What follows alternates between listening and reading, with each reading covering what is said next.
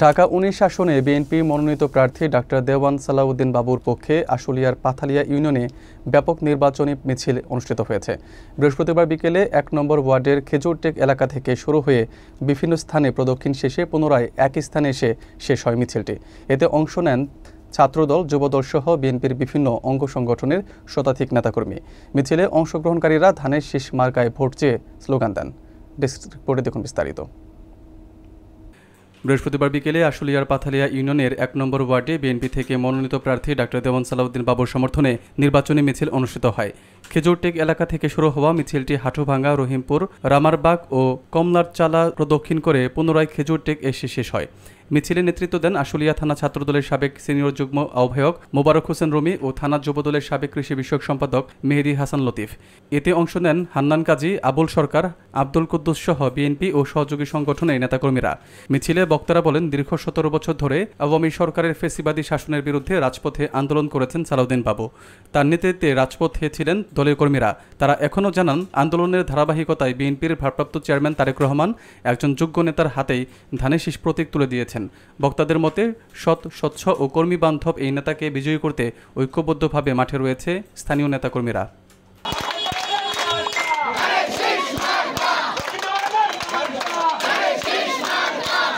প্রিয় এলাকাবাসী, আসসালামু আলাইকুম।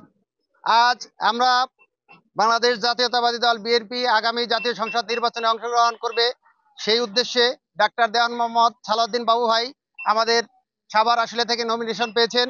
ওনার নির্বাচনী প্রচারণা শুরু করতে যাচ্ছি। আপনারা সবাই দোয়া করবেন। ডাক্তার দেওয়ান মোহাম্মদ সালাউদ্দিন বাবু ভাই সাভারের উন্নয়নের রূপকার। সে সাবেক 2 বারের এমপি ছিল। আপনারা জানেন, বাবু ভাই মানুষের সাভার আশুলিয়ার প্রত্যেকটি ঘরের দরজায় দরজায় বাবু ভাই যে অভ্যস্ত, এবং ভবিষ্যতে তিনি আপনাদের উন্নয়নের জন্য, এলাকার উন্নয়নের জন্য আমরা আশা রাখি যে বাবু ভাই আগামীতে এমপি হয়ে মন্ত্রী হবে। সেই আশাবাদ ব্যক্ত করে আপনাদের কাছে ধানের শীষে ভোট চেয়ে আমি আমার বক্তব্য এখানে শেষ করছি।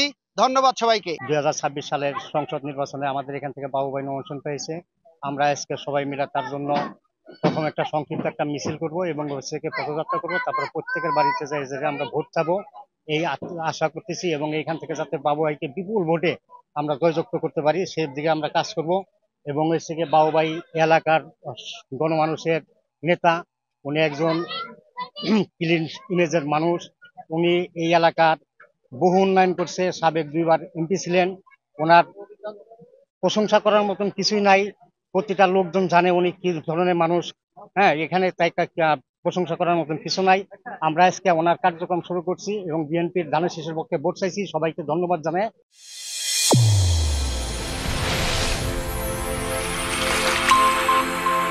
চ্যানেল A1 হৃদয়ের স্পন্দন।